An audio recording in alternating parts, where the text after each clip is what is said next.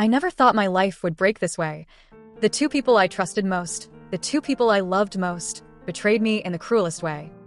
My husband, the man I promised forever to, and my mother, the woman who gave me life, became something I could never forgive.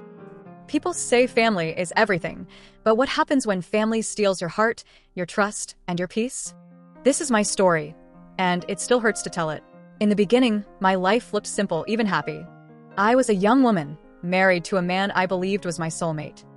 His name was Daniel. He was kind, gentle, and he made me laugh. We lived in a small house, not big or rich, but full of dreams. Every morning, I woke up before him, made coffee, and watched the sunlight come into our window. Daniel would come into the kitchen, sleepy smile on his face, and kiss my forehead. "Good morning, love," he always said. And I would smile back, feeling safe, feeling complete. My mother was close to me, closer than most mothers and daughters. Her name was Evelyn, a strong woman who raised me almost alone. My father left when I was small, so my mother became everything, my parent, my friend, my world. She worked hard every day. She sacrificed so much so that I could study, so that I could dream. When I married Daniel, she was proud. She told me, "You are lucky, my girl. A good man is everything." I believed her. I believed him. I believed life would only get better. At first, everything looked normal. We had family dinners on Sundays. My mother came over with her homemade bread, and Daniel would help her in the kitchen. I laughed watching them argue about recipes, my mother saying, "No, more salt." Daniel saying, "No, less." It felt warm. It felt like family. But sometimes, when I looked closely, I noticed small things. The way my mother touched his arm when she laughed, the way Daniel looked at her a little too long, like he forgot I was in the room. I told myself, it's nothing. She's my mother. He's my husband. They love me. Still, there were moments that stayed in my mind. One evening, I walked into the living room and found them sitting close, whispering about something I could not hear. They jumped when I entered, and my mother quickly said, "We were just talking about the garden." I smiled, but inside, I felt a small crack. I ignored it, because love makes us blind, and trust makes us foolish. I wanted my marriage to be perfect. I wanted my family to stay whole. But looking back now, I can see it clearly. The signs were there, the shadows behind their smiles, the silence that felt too heavy. And deep inside me, something whispered, one day, everything will break. Days passed, and weeks turned into months. Life felt normal again, or maybe I forced it to feel normal. I kept myself busy with small things, cooking, cleaning, walking in the park. Daniel worked long hours, and my mother visited almost every other day. Sometimes, when Daniel came home late, I waited for him at the door. He would smile and kiss me, but his eyes looked tired, almost distracted. Work was heavy today, he always said. And I always believed him. My mother, she was always so kind to him. She brought him soup when he was sick, she ironed his shirts when I was busy, she even gave him advice about money. I thought, this is love. This is what family does. But one night, a strange feeling grew inside me. We were having dinner together, the three of us at the table. I laughed at something silly, but Daniel did not laugh. Instead, I noticed his eyes were fixed on my mother. The way a man looks at a woman, not the way a son-in-law should look at a mother-in-law. It was only a second, but it burned inside me. I pushed the thought away. I told myself, you are imagining things. But deep down, I knew something was shifting. Later that night, when Daniel and I were in bed, I asked him softly, "Do you love me?" He turned, held my hand, kissed my forehead. "Of course I love you," he whispered. But his voice, it didn't feel as warm as before. My mother, she also changed in small ways. She wore brighter dresses when she visited, fixed her hair differently, even wore perfume I had never seen before. When I teased her, "Mom, who are you trying to impress?" she only laughed and said, "A woman must always take care of herself." I laughed too, but something in me felt uneasy. One afternoon, I came home earlier than expected. I walked into the house, and I heard voices from the kitchen. It was Daniel and my mother. They were talking quietly, too quietly. I stopped, stood by the door, and listened. I couldn't hear everything, only broken pieces. Daniel's voice, "We can't." My mother's voice, "But what if she finds out?" Then silence. My heart stopped. When I stepped in, they both looked startled. Daniel quickly said, "We were just talking about the bills." My mother added, "Yes, nothing important." I nodded, smiled faintly, but inside, my chest felt heavy. That night, I couldn't sleep. I lay awake, staring at the ceiling. Memories of their little glances, the way they touched, their whispers, they all came flooding back. Was I blind? Or was I simply afraid to face the truth? I wanted to believe in them, my husband, my mother, the two people I loved most. But love can be a cruel thing. Because sometimes, love hides the truth until it is too late. And deep inside, I knew something was already broken. The days after that moment felt strange. I tried to ignore the whispers in my head, but silence has a way of speaking louder than words. Daniel, he was still gentle, still kind. He asked me about my day. He kissed me before work, but there was distance. Something invisible stood between us. My mother, she visited even more often. She carried groceries, cooked for us, and stayed late into the night. I told myself, she is just being a mother. But sometimes when I walked into the room, their voices stopped. Their eyes shifted, as if I had interrupted something important. One evening, Daniel suggested we all watch a movie together. I sat between them on the couch. Halfway through the film, I noticed my mother's hand rest on the sofa, just a little too close to his. And Daniel's arm moved, almost brushing hers. My stomach tightened. I laughed loudly, trying to break the silence, but inside, I felt sick. Later that night, I sat at my dressing table, brushing my hair. I looked at my reflection and, for the first time, I saw fear in my own eyes. Fear of losing the man I loved.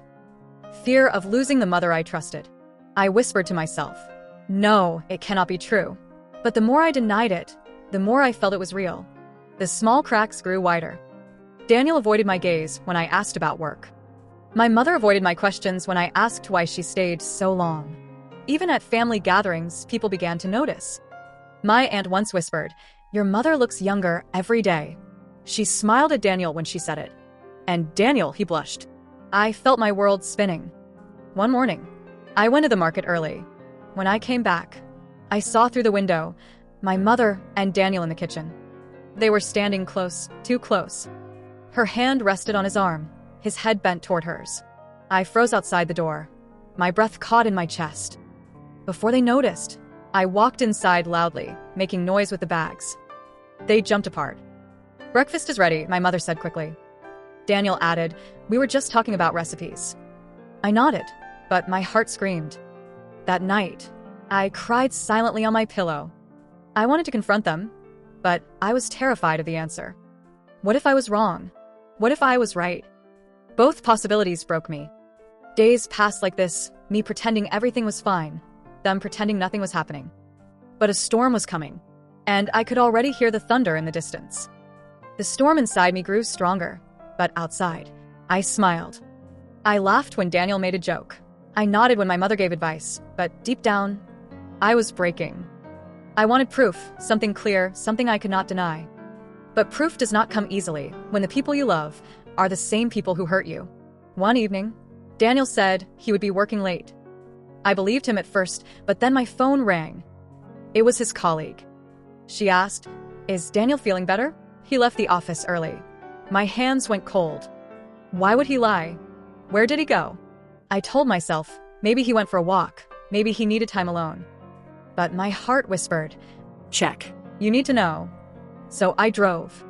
Not to his office, but toward my mother's house. And there, parked outside her door, was his car. My breath stopped. I did not move for minutes. I just sat there, holding the steering wheel, my knuckles white. Inside, the curtains were closed, but shadows moved behind them. I could not walk inside. I could not face it. So I drove away, tears burning my eyes and questions tearing my soul. The next morning, Daniel acted normal. He kissed me on the forehead, asked if I slept well. My mother came by later, carrying fresh bread, smiling as if nothing was wrong. Their calmness felt like knives, cutting me slowly piece by piece. I tried to distract myself. I focused on work, on friends, on small daily tasks. But the thought never left me. Every time Daniel looked at his phone, every time my mother sent a text, my heart raced. One night, I gathered courage. I asked him directly, Daniel, are you hiding something from me? He paused, looked at me, then smiled. No, of course not. His voice was soft, but his eyes looked away. I wanted to believe him. But deep inside, I knew. Then came the moment, the small detail that opened the door to truth. I was cleaning the living room when I found a receipt. It was from a jewelry store. The date was last week, and the name written on the receipt was my mother's. My hands shook as I held it. Jewelry for her from him. I could not breathe. That night, I did not sleep. I lay in the dark, listening to Daniel's slow breathing beside me, and I thought, everything I built is falling apart. And I knew very soon the break would be complete. The next day, I could not look at Daniel the same. His smile felt fake, his touch felt cold. Every time he spoke, my mind repeated the receipt, the shadows in my mother's house, the lies. But I said nothing. I kept the storm inside. Because if I spoke too soon, maybe they would hide more. Maybe I would never know the full truth. So I watched. I listened. And I waited.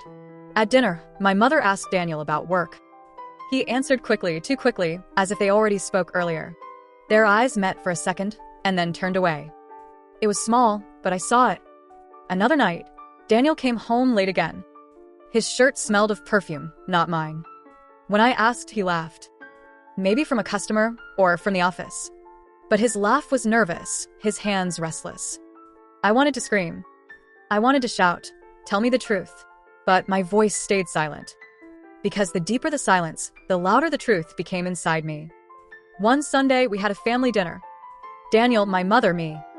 We sat at the same table, sharing food, sharing laughter. But I could not taste anything. My stomach twisted with every smile they exchanged. At one point, Daniel reached for water. My mother's hand brushed his. They pulled back quickly. Too quickly. Like two people with a secret. I froze. I looked at both of them. They avoided my eyes. And in that moment, I knew. The bond one trusted most, the bond between a mother and her daughter, had cracked. But how deep was the crack? Was it only flirting? Was it more? I did not know yet. But I would. That night, I stood in front of the mirror. I looked at my tired eyes, my shaking hands. And I whispered to myself, be strong. The truth is coming. Because I could feel it. Something was about to break. And once it broke, nothing in my life would ever be the same again. The night came, and with it, the truth I never wanted to see. Daniel said he had to work late again. But my heart whispered, follow him. So I did. I walked slowly behind, keeping my steps quiet. He didn't know. He thought I was at home, waiting like always. The streets were dark, the air heavy. Every step, my chest grew tighter. Where was he going? Who was he meeting? Then, I saw him. Daniel walked not toward his office, but toward my mother's house. My feet froze. My breath broke. I wanted to turn back, but I couldn't. Something inside pushed me forward. I stood outside the window, hands shaking. And then, I saw it. Daniel was inside, sitting on the couch. And, beside him, my mother. Her hand was on his arm. His eyes looked at her the way he once looked at me. I pressed my mouth with my hand, holding the scream inside. My heart shattered into pieces. Then I heard it. My mother's voice, soft but clear. You shouldn't have come, but I'm glad you did. Daniel's reply cut me like a knife. I couldn't stay away from you. The world around me went silent. It was as if time stopped. My husband. My own mother. I fell back from the window, tears burning my eyes. My body trembled, my soul screamed. How could they? How could she? The woman who gave me life, stealing the man I built my life with. I walked home in a blur. Every corner, every shadow, felt like it laughed at me. I closed the door behind me and fell to the floor. My chest ached, my breath shallow. I wanted to believe it was a dream, a mistake. But the voices, the touch, the look in their eyes. It was real. The next morning, Daniel kissed my forehead before leaving for work. His lips felt like fire, burning lies into my skin. I forced a smile, but inside, I was broken. I went to my mother's house. She welcomed me with tea, like nothing happened. Her smile was soft, her eyes gentle. But now, all I could see was betrayal behind them. Are you okay, dear? She asked. And for the first time, I wanted to answer with rage. But I stayed silent. Because a new voice grew inside me. Not the voice of pain, not the voice of fear, but the voice of revenge. If they thought I was blind, they were wrong. If they thought I was weak, they were wrong. I swore to myself they would feel what I felt. They would taste the same fire they fed me. But I had to be careful. If someone found out my plan, if I moved too soon, everything could fall apart. So I waited. I watched. And I began to plan. Days passed, but inside me, the wound stayed open. Every smile I gave Daniel was fake. Every hug with my mother was heavy with silence. I started watching them. Their words. Their steps. Their lies. Daniel told me he had late meetings. But his shirt sometimes smelled of my mother's perfume. Sweet, familiar, but now poisoned. At dinners, my mother spoke kindly, asking about my work, asking about my health. Her voice was calm, but her eyes avoided mine. And I knew she was hiding the same secret I carried. I couldn't eat. I couldn't sleep. I felt like I was trapped in my own house. But at night, when Daniel slept beside me, I began to think, not just of the pain, but of revenge. What if I destroy them? What if I take away everything they think is safe? The thought scared me, but it also gave me strength. For the first time since that night, I felt power. I began to write. On paper, I made notes. Times he left. Excuses he made. Small lies my mother told. Piece by piece, I built the truth. And I knew one day I would use it. But I had to act normal. I had to smile, laugh, and pretend. If they suspected me, everything would be ruined. So I played the role. The loving wife, the caring daughter. But inside, I was no longer weak. I was no longer broken. I was fire. One evening, Daniel left for work. I followed again, but this time from far away. I saw them in a cafe sitting close, hands touching. I took photos. Proof. My heart shook as I pressed the button on my phone. Every picture was pain, but every picture was also power. When I returned home, I looked at myself in the mirror. Tears filled my eyes, but behind them, I saw strength. They think I don't know, I whispered. But one day, they will see. Still, one question burned in my mind. What if someone finds out it was me? What if my revenge destroys not only them, but me too? The fear was real, but the anger was stronger. I had already lost my peace. I had already lost my trust. Now I wanted them to lose. That night, I hid the photos in a box under my bed. Every time I touched it, I felt both pain and power. The seed of revenge had grown roots. And soon it would break the ground. The box under my bed became my secret weapon. Inside were photos, notes, proof of every lie. But proof alone was not enough. I needed a plan. I began to think like them. What were they hiding? What did they fear? Daniel feared his reputation. He was respected at work, known as a faithful husband. If the truth came out, his image would break. My mother feared her place in society. She had friends who admired her, trusted her, saw her as a good woman. If they knew, she would lose everything. And me? I feared only one thing. That they would win, and I would stay silent forever. So I began to plan. Step 1. Gather evidence. Step 2. Choose the right moment. Step 3. Make them feel the same pain, the same fear they gave me. At work, I pretended to be normal. But inside, my mind was always running. I imagined scenes of their shame. I imagined their faces when their secret was revealed. One night, I sat at my desk. My phone screen glowed in the dark. I searched how to send anonymous emails. I searched how to protect your identity online. I wanted to hit them, but they should never know it was me. Because if they knew, they might destroy me too. My heart raced as I learned new tricks. Fake accounts. Hidden numbers. Ways to share photos without leaving a trace. The thought excited me. It was dangerous, but it was thrilling. I felt alive again. Still, every night, doubt whispered in my ear. What if you fail? What if they find out? What if you lose everything? I pressed my hands against my face. Tears rolled down, but I whispered back, I have already lost everything. The more I planned, the stronger I became. I started watching their moves even closer.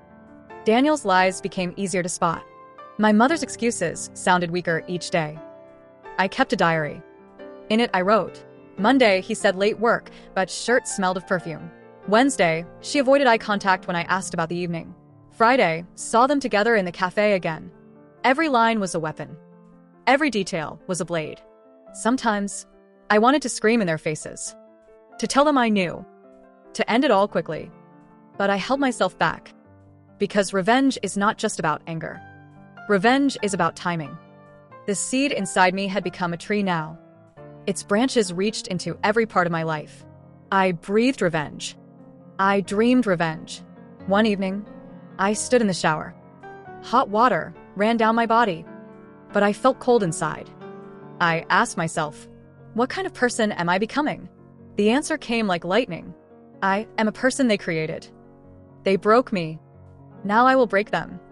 And that night, I took my first real step. I opened my laptop, created a new account with a fake name, and uploaded the first photo. My hands shook. My breath was fast.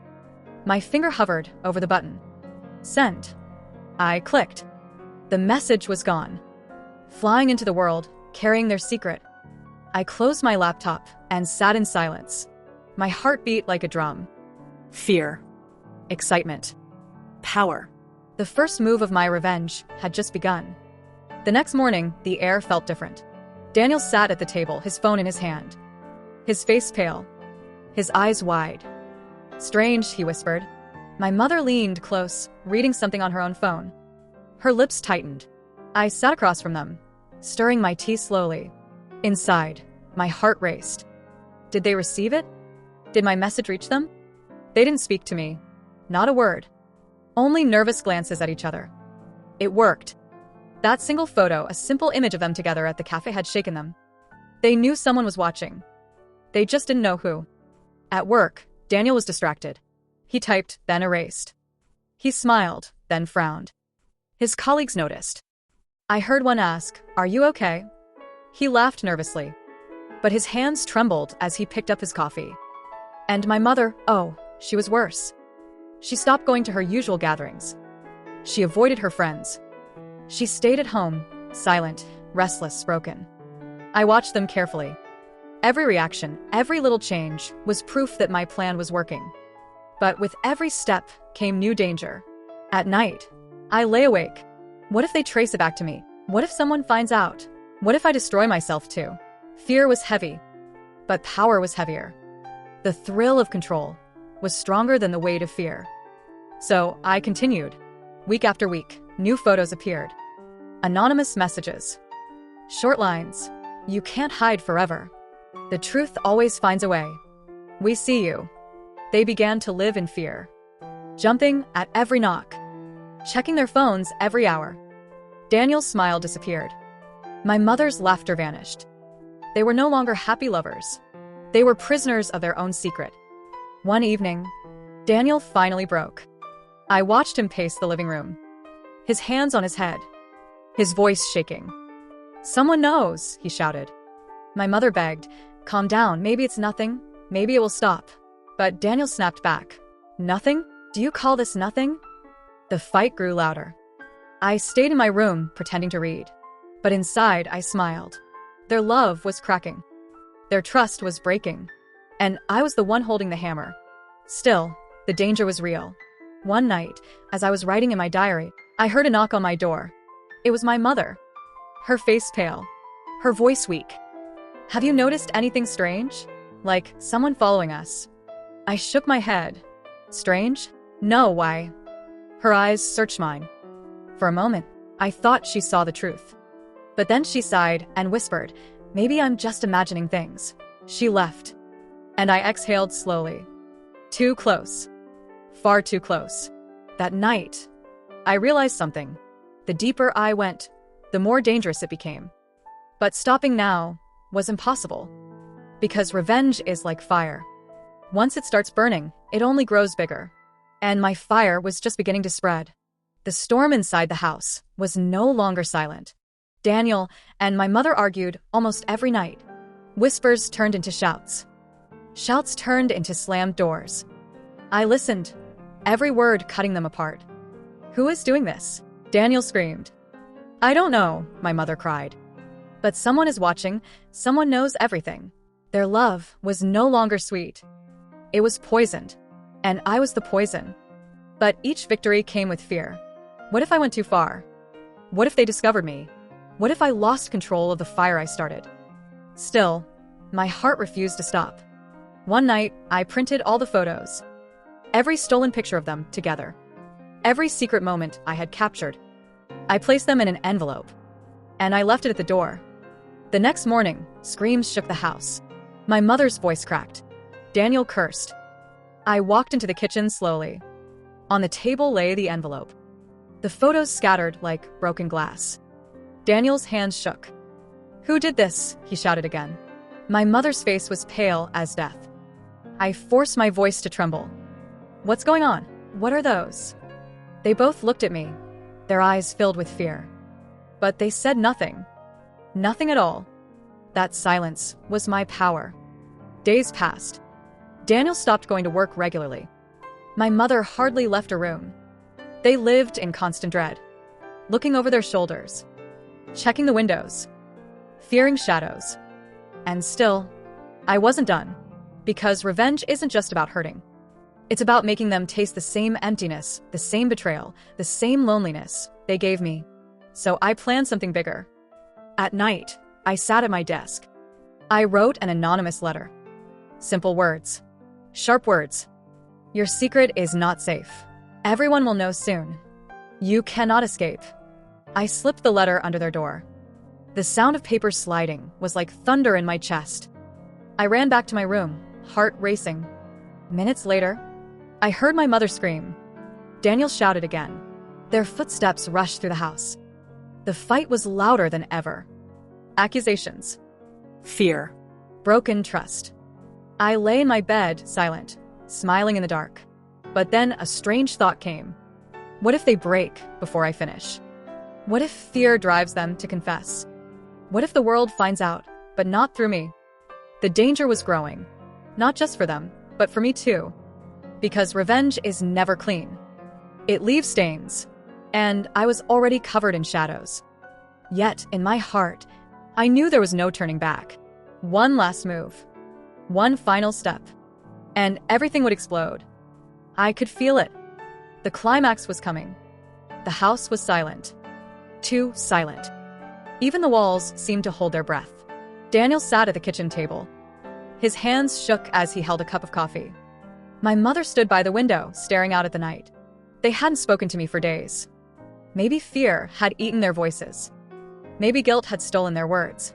But tonight, I decided silence would end. I placed the last letter on the table. Daniel froze. My mother turned slowly. What is this? Daniel's voice cracked. His eyes darted between me and the envelope. I sat down across from him. Calm.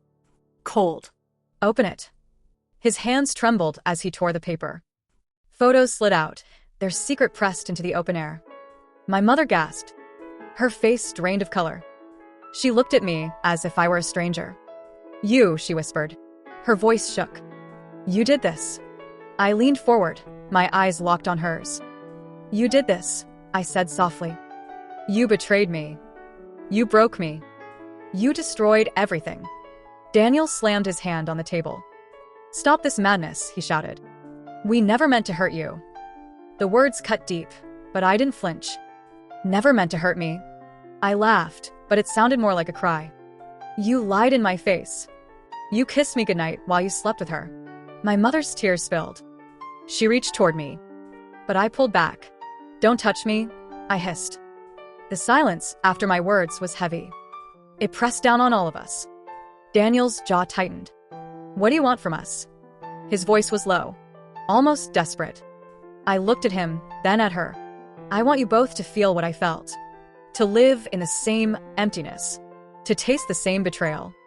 To know you are nothing but liars. My mother collapsed into the chair.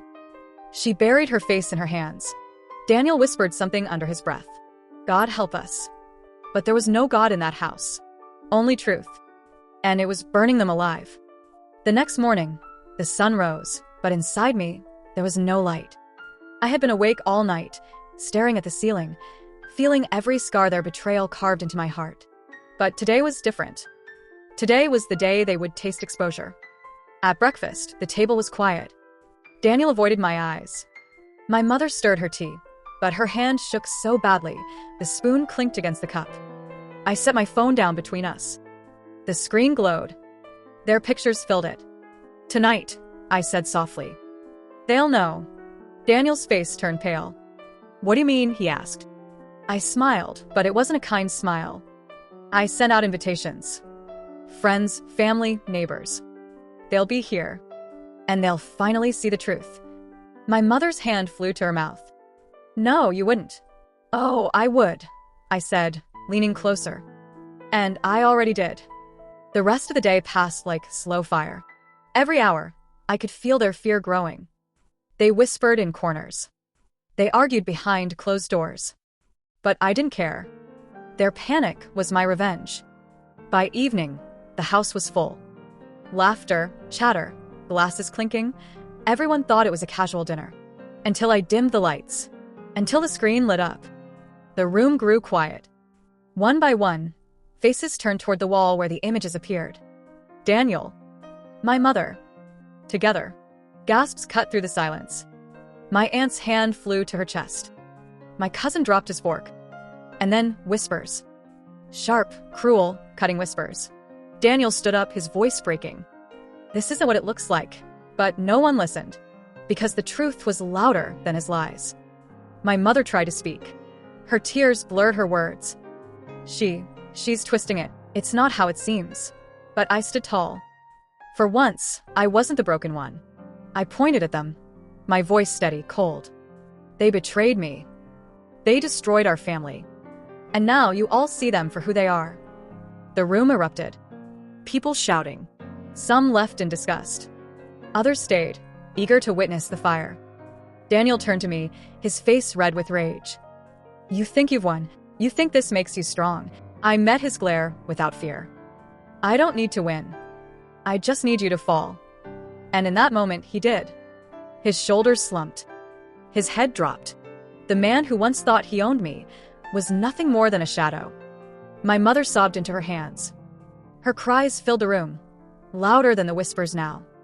But I didn't move to comfort her. Not this time. I watched. And for the first time in months, I felt alive. The room was chaos. Voices tangled with anger. Glasses clattered against plates.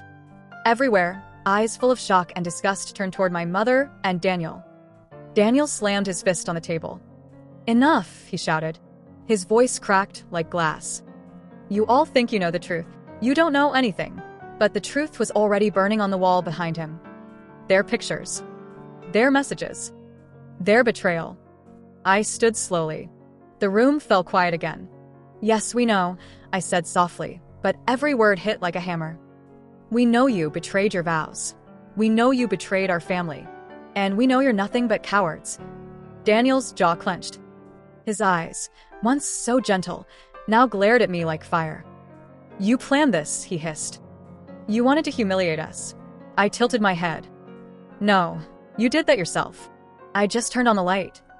Gasps circled the room. Even those who wanted to defend them now stayed silent. My mother tried to step forward. Her face streaked with tears. Sweetheart, please. I never meant to hurt you. My chest tightened. For a moment, the daughter in me wanted to believe her. But the woman in me knew better. I shook my head. No, mother. You didn't just hurt me. You destroyed me. The silence was sharp. She stumbled back, as if my words had struck harder than any slap. Daniel laughed suddenly. A cruel, broken laugh. You think this makes you strong? Look at you, standing there like a judge.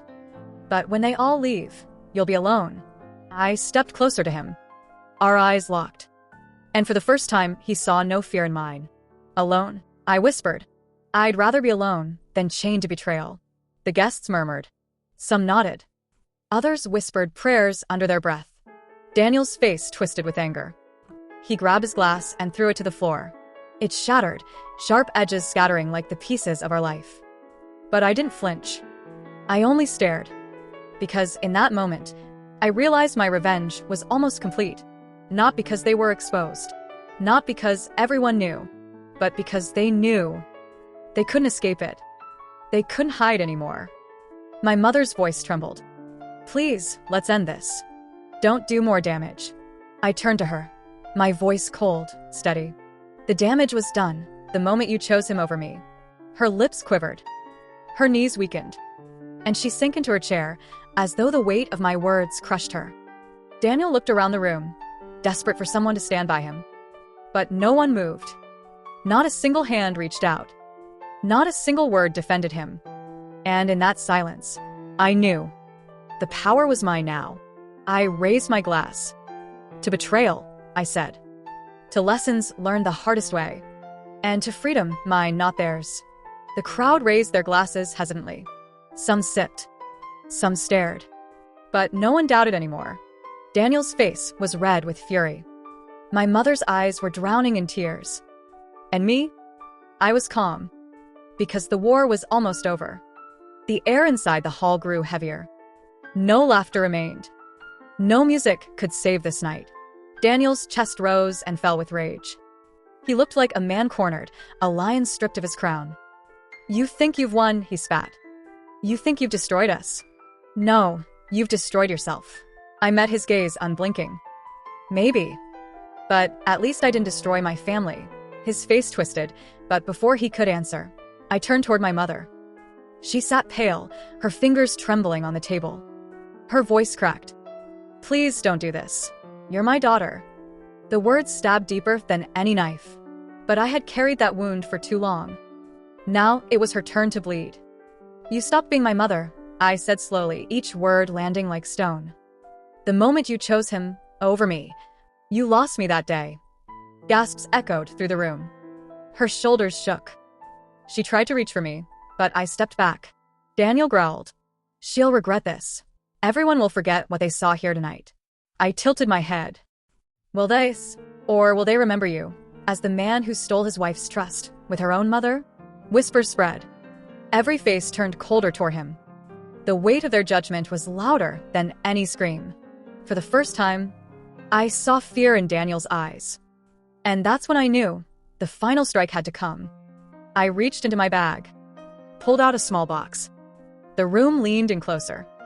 Inside were documents. Proof of the money Daniel had stolen in secret. Bank statements. Contracts. Hidden accounts. I laid them on the table. My revenge wasn't just about love, I said. It was about everything you took from me. My trust. My family.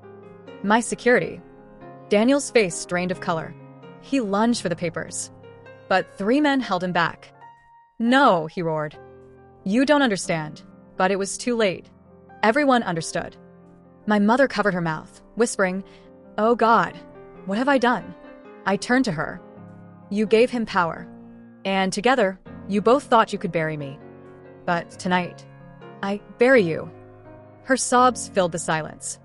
Daniel thrashed, but the fight in him was useless now. I stood taller, breathing deeply. Every heartbeat echoed like a drum of victory. This was it. The revenge. The moment of no return. I looked at them one last time. The man I once loved, the mother I once trusted. You are nothing to me now, I said coldly. Not husband. Not mother. Just strangers who betrayed me. Their faces broke. Their world collapsed. And mine finally felt free. The room erupted in whispers, chairs scraping, people leaving in shock. But I stayed still. Calm. Because I knew the end had come. The revenge was complete. The hall was no longer a hall. It had become a courtroom. Every whisper was a verdict. Every stare was a sentence. Daniel collapsed into his chair, defeated. His tie hung loose, his hair damp with sweat. The man who once stood like a king now looked like a criminal waiting for chains. I faced him. Quiet. Calm. Deadly. He lifted his eyes, red with fury. You'll regret this, he hissed. You've ruined everything. I leaned forward, my voice cutting the silence. No, Daniel. You ruined yourself. I just showed the world who you really are. He slammed his fist on the table. I loved you. The word stung. But I didn't flinch. Love doesn't betray. Love doesn't steal. Love doesn't destroy families. His lips trembled, but no words came. I turned to my mother. She sat frozen, her face pale, her hands shaking. Tears dripped silently, like water escaping a broken vase. She whispered, "Please forgive me." I stared at her. For years, I had dreamed of hearing those words. But now, they sounded hollow. "You didn't just take my husband," I said slowly. "You took my trust. You took my childhood. You took me." Her sobs grew louder. She reached for me, desperate. But I pulled away. "You're not my mother anymore." The room gasped. Her hands dropped, as if her soul had been ripped out. Daniel's voice broke the silence again. "You think people will stand with you? They'll laugh. They'll call you bitter, weak, pathetic." I took a step closer. My voice dropped to a whisper only he could hear. "They won't laugh at me, Daniel. They'll pity you." His eyes widened. And for the first time, Daniel looked small. The evidence lay on the table, undeniable. His lies exposed. His empire burned. My mother buried her face in her hands. Her shoulders shook violently. The woman who once commanded my life now sat powerless in the wreckage. I breathed deeply. This was the moment I had waited for. The moment I had built in silence. The final stroke of revenge. I raised my voice so the whole room could hear. I loved these two people more than anyone in the world. And they broke me. But today, I broke them back. The whispers grew louder. Some nodded. Some looked away in pity. But I didn't care. Because for the first time, I wasn't the victim. I was the victor. Daniel dropped his head in defeat. My mother sat weeping, clutching her chest as if her heart had shattered. And me? I stood tall. Stronger. Free. I turned and walked away. Their cries followed me, but I didn't look back. Not once. Because some betrayals deserve no forgiveness. Only endings. And tonight, I gave them theirs. The night after everything ended was strangely quiet. No shouting. No lies. No pretenses. For years, I had imagined how victory would taste. I thought it would feel sweet, powerful, unstoppable. But when I finally walked out of that hall, leaving Daniel and my mother in ruins, it felt different. It felt heavy. It felt final. It felt like standing at the edge of a cliff, safe on one side, but staring at a bottomless drop. I went home, locked the door, and sat in silence. The house was too big. Too empty. Every corner reminded me of laughter that no longer existed, of love that had turned into poison. I touched the walls, the sofa, the table. Each item carried memories of Daniel. Our dinners. Our talks. Our silly little arguments that once ended with kisses. Now those same memories stabbed like knives. I looked at my phone. Dozens of messages. Some from relatives, others from strangers. "You did the right thing. They deserved it. Stay strong." But each message, instead of lifting me, pressed down on me harder. Because they didn't know the truth. Revenge doesn't heal. It only closes one wound by opening another. I tried to sleep that night, but my mind replayed everything. My mother's tear-stained face. Her trembling voice asking me to forgive her. Daniel's broken posture, the fury in his eyes. The image haunted me. And for the first time, I asked myself, did I go too far? The next morning, the newspapers carried the story. CEO's scandal shakes community. Family torn apart by betrayal. Daniel's picture was everywhere. My mother's name whispered in gossip. And my own face, painted as both victim and destroyer. Some pitied me. Some admired me. Some envied me. But none of them truly understood me. Because no headline, no article could capture the storm inside my chest. I stepped out that day, walking through the marketplace. People stared. Some smiled at me. Some whispered behind my back. I kept walking head high. But deep inside, I wanted to disappear. At one point, a little girl tugged her mother's dress and pointed at me. "That's the lady from the news," she whispered. Her mother quickly pulled her away, as if I carried some invisible curse. That moment broke me more than any betrayal ever did. Because I realized, once you fight publicly, you never go back to being invisible. And sometimes invisibility is all you crave.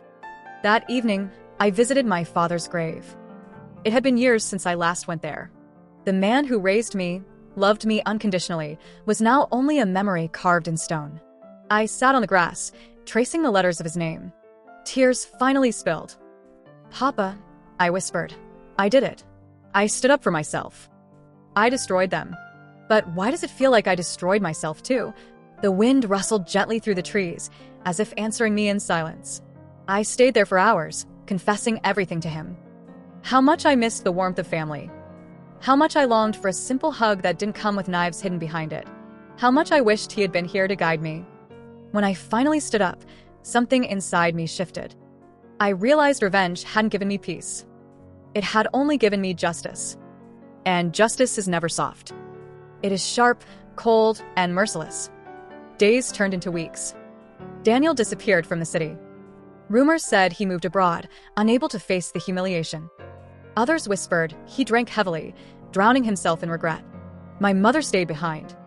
I heard she rarely left her house, afraid of people's judgment. Her friends abandoned her. Her reputation crumbled. She called me many times. I never answered. Each time the phone rang, I froze. Half of me wanted to pick up and scream at her. The other half wanted to just hear her voice again. But I did neither. Because forgiveness wasn't ready to live inside me. Instead, I poured my energy into myself. I started painting again, something I had given up years ago. Each stroke of color felt like therapy, each canvas a mirror of my broken heart slowly healing. I also began to travel. Small trips at first. Places I had once dreamed of visiting with Daniel, but now I went alone. Walking through crowded streets in new cities, I felt anonymous again. No one knew my story there. No one judged me. I was just another face in the world. And in that anonymity, I found a strange kind of peace. One night, while watching the sunset over a quiet beach, I asked myself a question I had avoided for months. Am I happy now? The answer surprised me. I wasn't happy, but I wasn't broken either. I was something in between, stronger, wiser, scarred, but still alive. And maybe that was enough. Because scars are proof that you survived. They remind you of the fire you walked through and the fact that you're still standing. I thought of Daniel then. And my mother. And strangely, I didn't feel rage anymore. I felt distance. Like they were shadows in a story that belonged to someone else. They no longer controlled me. That realization brought me more peace than revenge ever did. So, if you ask me what happened after, did revenge satisfy me? Yes. It gave me power. It gave me justice. It gave me closure. But did it heal me? No. It left scars that will stay forever. And yet, those scars are not ugly to me anymore. They are reminders. Reminders that I fought. Reminders that I chose myself when no one else did. Reminders that sometimes walking away, even from blood and love, is the bravest thing you can do. Today, when I look in the mirror, I don't see the same woman anymore. I see someone harder. Someone softer in unexpected ways. Someone who knows both love's beauty and its cruelty. Would I undo my revenge if I could? No, because without it, I would still be living in lies. I would still be chained to people who destroyed me. But do I wish things had been different from the start? Always. Because in the end, revenge may give answers. But it can never give back what was lost. And what I lost was a husband, a mother, a family. Things no justice in the world can ever rebuild. So I live. I move forward. Not as the woman who was betrayed. Not as the woman who took revenge. But as the woman who survived both. And maybe that survival itself is the truest kind of victory. What would you do if your own mother married your husband? Tell me your thoughts in the comments. Don't forget to like this video if the story touched you. Subscribe for more emotional English stories, A1, A2 level. Share this story with someone who loves deep, emotional tales.